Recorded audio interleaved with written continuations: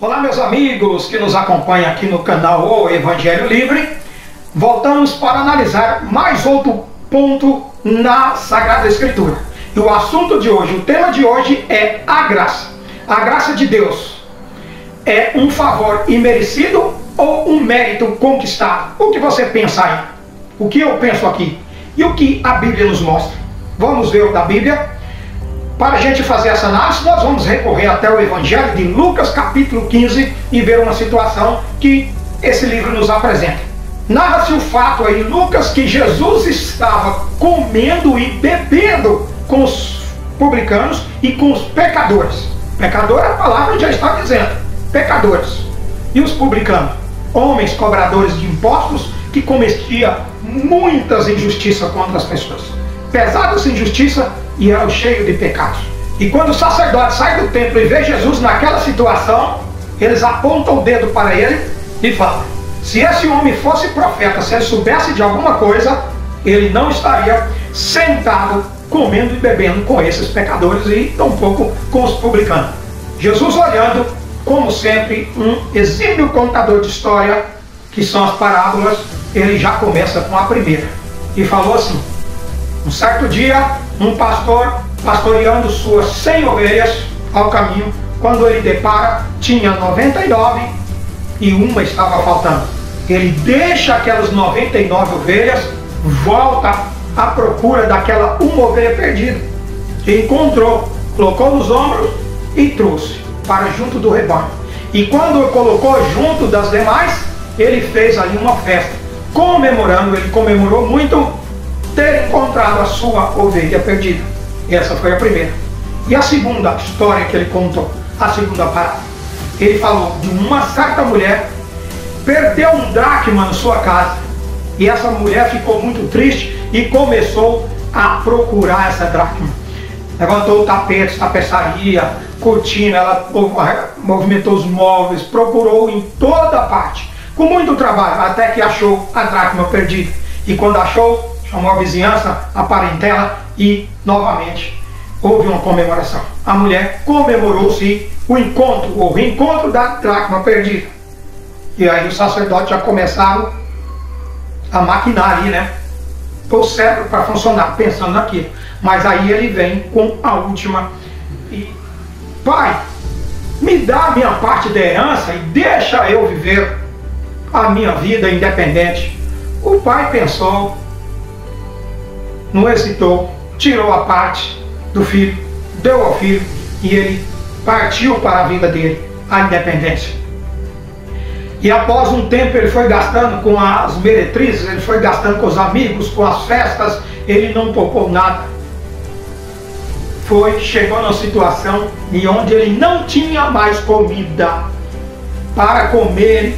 Ele teve que arrumar um serviço de tratar porcos, e da mesma comida que os porcos comiam, ele também comia. E aí ele começou a pensar: na casa do meu pai, os serviçais comem muito melhor do que eu estou comendo aqui. E aí bate-se o arrependimento no coração desse moço, e ele fala, ele pensa: eu vou voltar para a casa do meu pai. E aí volta e manda um aviso para o pai: pai, pequei contra Deus, pequei contra ti. Me aceita na tua casa, pelo menos como um empregado, como um serviçal, porque pelo menos eu sei que eu vou comer melhor do que eu estava comendo. E o pai aceitou e mandou vir. E ele foi para a casa do pai. Só que o pai não pensou no que ele havia desperdiçado, não pensou no erro e no pecado que ele tinha cometido. Foi ele que falou: pequei contra ti, mas o pai não perguntou nada disso. O pai, já aí chegando, mandou dar um banho, vestiu ele com as vestes da família, colocou-se um anel no seu dedo e mandou fazer uma grande festa. Comemorou muito com os amigos, com os parentes, a volta do filho perdido. E aí os sacerdotes começaram a pensar, e todos foram refletir sobre essas três parábolas que Jesus mencionou, essas três histórias, onde o fundamento leva que os médicos, ou médico, o hospital, são para os enfermos, para o doente. Nessa situação, Jesus faz uma divisão, coloca aí um abismo entre a graça de Deus, a misericórdia imerecida, um favor imerecido, e a religiosidade. De um lado, os religiosos que batem palma para os bons, enquanto olha e julga os pecadores. E Jesus fazendo o contrário.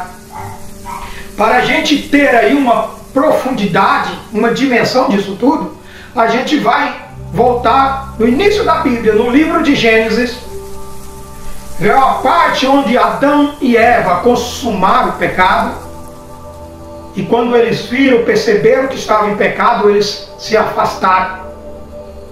E Deus, vendo aquilo, veio visitar. Olha aí, Deus foi de encontro com os pecadores, Eva e Adão. E vieram, Eva e Adão veio perante Deus. E o que Deus fez naquele momento? O livro de Gênesis nos mostra que Deus imolou um cordeiro, tirando pele, e fez a veste para Adão e para Eva, de um cordeiro apenas. Qual cordeiro? Eis aí o cordeiro que tira o pecado do mundo, Cristo. Antes do sacrifício de cruz, de Jesus morrer na cruz, Deus já estava aplicando a sua infinita misericórdia, a sua graça, mediante dois pecadores, lá no início. E depois Jesus faz ali as três parábolas. Então é isso que a gente tem que refletir aqui. Não há nada que eu possa fazer, não há nada que você possa fazer que vai impressionar Deus e fazer Deus ser mais Deus ou menos Deus, mais favor e menos favor para mim, para você, para a humanidade, de acordo com os nossos atos. Mas a religiosidade que presta um desserviço para a graça, a religiosidade é uma desgraça para a graça, faz da religião um sistema que afasta as pessoas da graça e da misericórdia de Deus. E muitos desanimam e param pelo caminho, pensando, após cometer algum pecado, que Deus não te ama mais.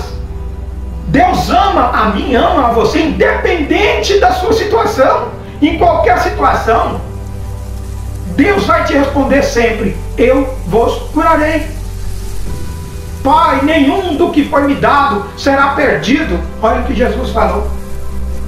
Vamos recorrer mais um pouquinho nas Sagradas Escrituras para ilustrar, para nos servir de ferramenta, de subsídio a essa nossa fala aqui, porque nós não podemos ficar aqui jogando conversa para o ar sem que a Bíblia nos dê esse respaldo, sem que nós estejamos firmados, alicerçados nela.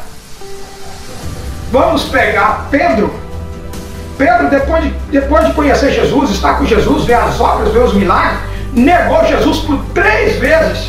E depois, triste por aquele fato, por ter negado Jesus, Pedro volta à tua velha vida. Ele vai lá para o mar, pegou a tua rede de pesca e começou a pescar. Deixou Jesus, deixou os companheiros e voltou. Ou seja, ele desviou do caminho de Jesus. Mas o que aconteceu? Jesus abandonou ele? Ah, Pedro me negou. Na hora que eu mais precisei, Pedro me negaste. Que fica Pedro para lá. É assim que os religiosos fazem.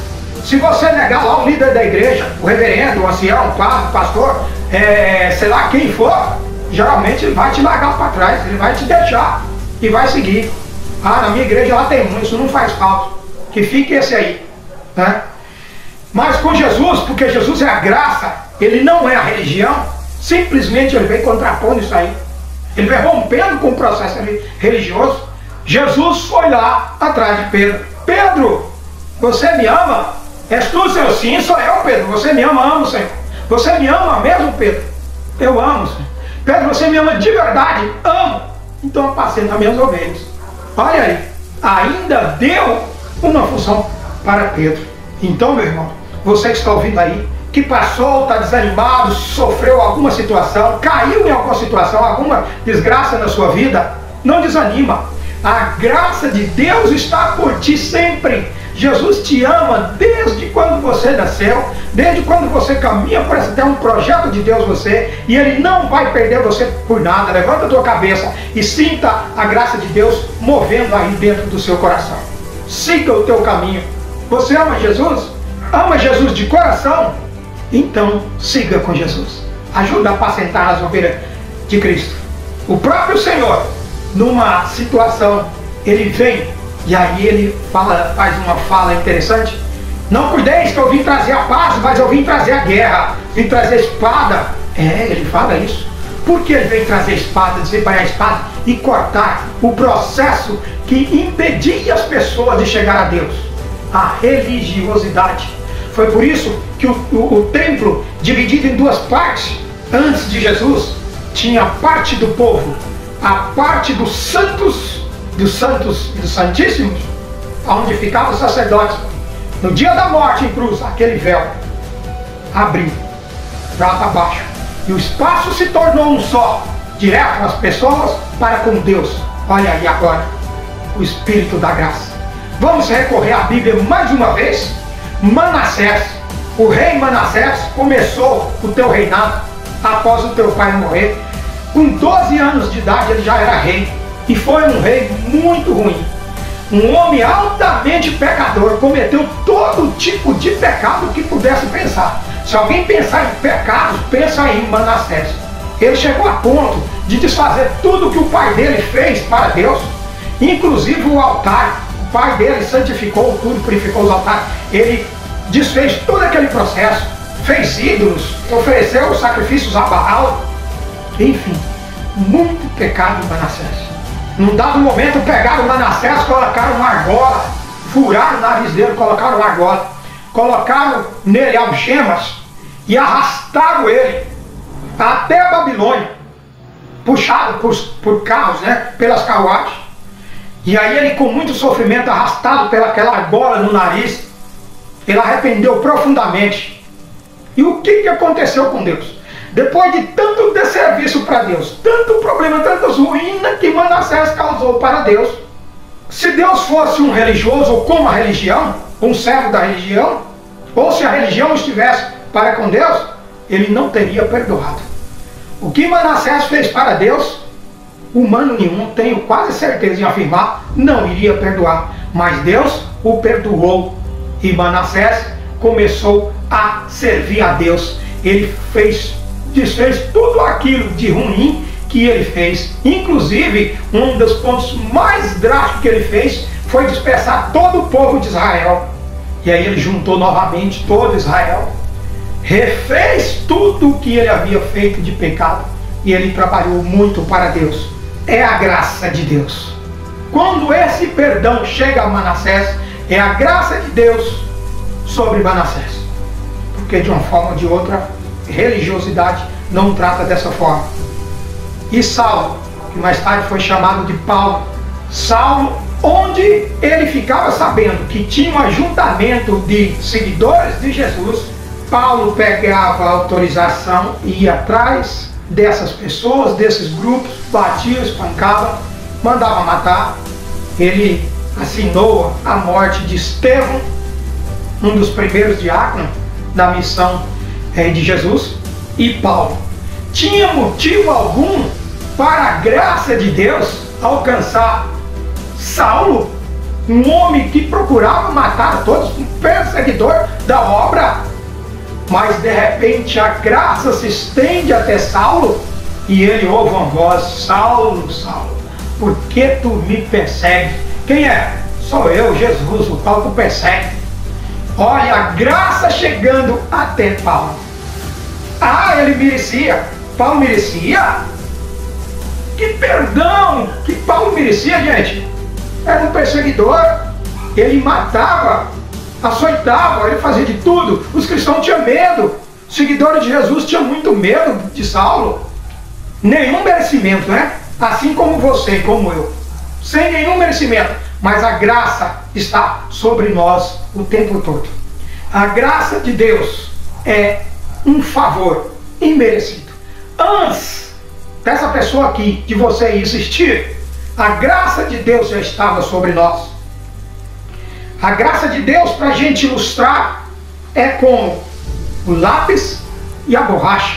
O lápis escreve, a borracha apaga. Existe o sim e tem o não. Existe o pecado e o perdão. O perdão é a graça. A graça é um antídoto para o pecado, que é o veneno. Aplicado-se o veneno, automaticamente Deus já aplica o antídoto, que é a graça. Então isso não depende de nós. Agora a religião é diferente. A religião bate palma para os bons. Aquele aparentemente santo, a religião protege ele. As igrejas, denominações estão cheias dessas pessoas, sentados nos bancos da frente, esteticamente correto, o chamado politicamente correto, chamado santo. As igrejas batem palma para isso. Olha como é bom. Olha que pessoa boa. E crente ele é, pela aparência, o politicamente correto. Esse a religião protege. E vira a face para o pecador. Rejeita. Às vezes acaba disciplinando essa pessoa da igreja. Não vai atrás quando essa pessoa afasta. Essa pessoa acaba desanimando pela dificuldade do caminho, pela luta.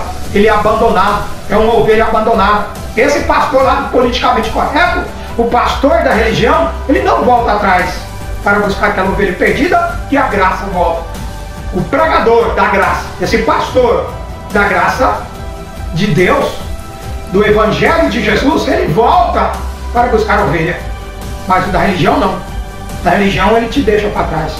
Se você está aí pelo caminho parado ouvindo, você ficou para trás, é porque você não seguia a graça de Jesus. Você é um seguidor da religião, você é um seguidor da instituição e por isso está parado à beira do caminho, ferido. Mas hoje, a graça de Jesus, a graça de Deus, chega até você. Ele vai de encontro e te dá um abraço na tua alma. Levanta, tá bom? Vamos com Jesus, nós estamos aqui para isso. Filho pródigo, volta para a casa do teu pai. Há uma grande festa para você. Há uma roupa nova para você. Há um anel. É o anel, é de família. Não é assim? Os antigos tinham o anel de família. Ele está para colocar no seu dedo. Mas alguém pode estar pensando aí: ah, mas ele era batizado e pecou.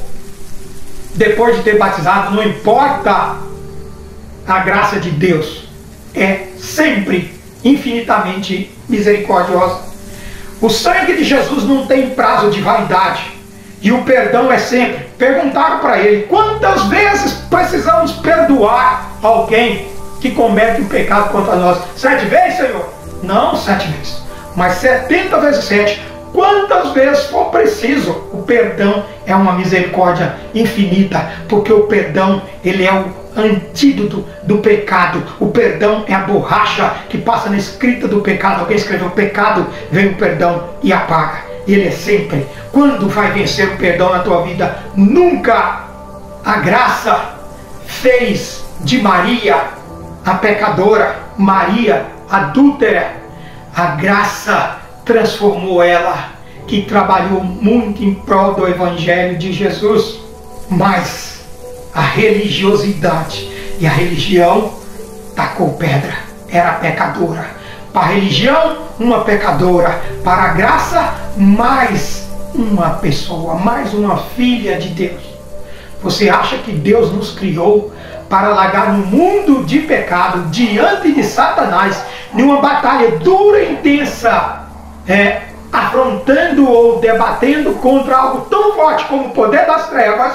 E se a gente estiver perdendo essa batalha, o Senhor vai nos acusar, o Senhor vai nos condenar, porque a gente não conseguiu vencer Satanás, porque a gente está perdendo uma luta, um adversário tão grande, não um simples adversário. A religião vem assim, a religião nos cobra resultado, mas a graça de Deus nos abraça. Essa é a graça de Deus. É indiferente da religião. Se você está acusado, abandonado pelo caminho, fique sabendo que a graça de Deus está por você sempre, E a religião está condenando sempre. Quem te aponta o dedo, quem te acusa, são os religiosos. Porque a graça de Deus, nós temos vários exemplos aqui, que é misericórdia, foi misericórdia e é misericórdia sempre. Tudo bem? Nós vamos finalizar por aqui. E eu quero que você medita aí no seu coração sobre o filho pródigo que pecou contra o pai. E ele confessou: pequei contra ti, pai, contra Deus. Me receba na tua casa. E o Senhor recebeu, o pai dele recebeu. E fez uma festa.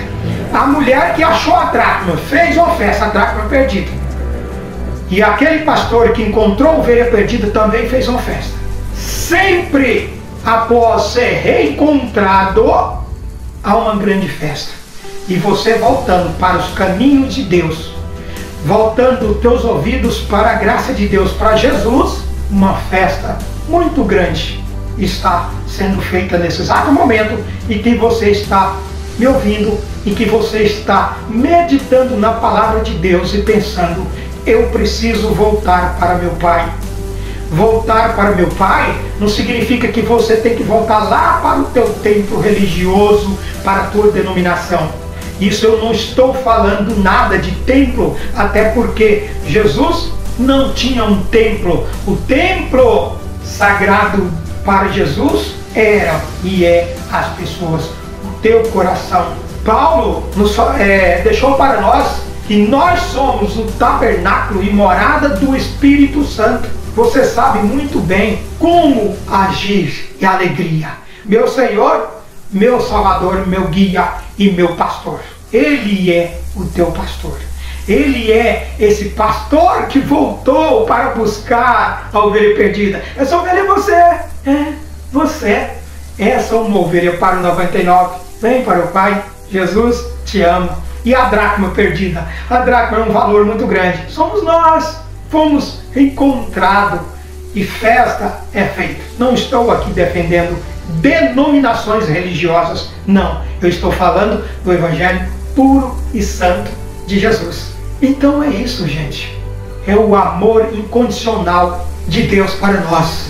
De um lado, a graça, e de outro lado, a religião.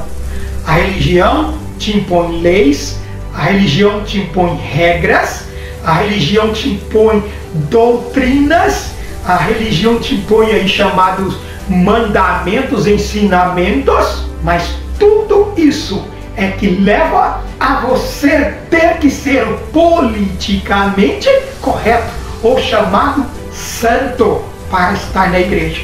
Não, os teus pecados são sempre perdoados. Mas aí alguém pode estar vendo esse vídeo e pensando: olha, ele é um incentivador do pecado.